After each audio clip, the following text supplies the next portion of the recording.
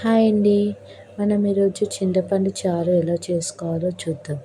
ముందుగా నేను ఒక 5 to 6 మినిట్స్ చింతపండు నానబెట్టుకున్నాను. తర్వాత చింతపండు రసం అనేది ఒక గిన్నెలోకి తీసుకున్నాను.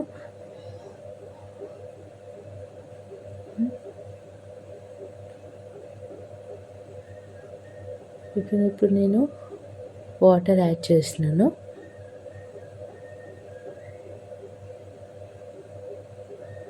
దాంట్లో ఆనియన్స్ పొడవులో కట్ చేసుకోవాలి. ఆనియన్స్ వేసుకున్నాను.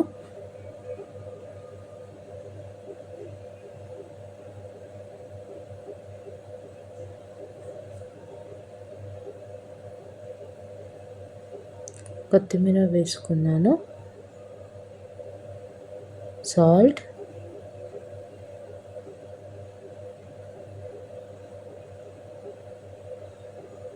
గరం మసాలా, ధనియాల పొడి,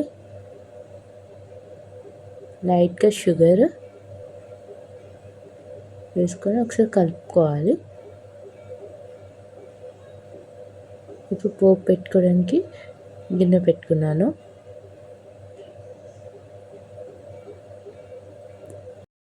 ఇప్పుడు ఆయిల్ పోసుకున్నాను. జీలకర్ర, కరివేపాకు, ఎండుమిర్చి వేసుకోవాలి. పసుపు వేసుకొని కలుపుకోవాలి.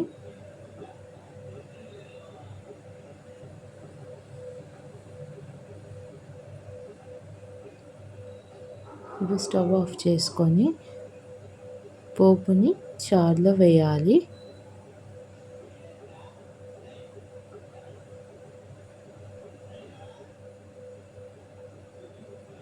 ఇప్పుడు బాగా కలుపుకోవాలండి.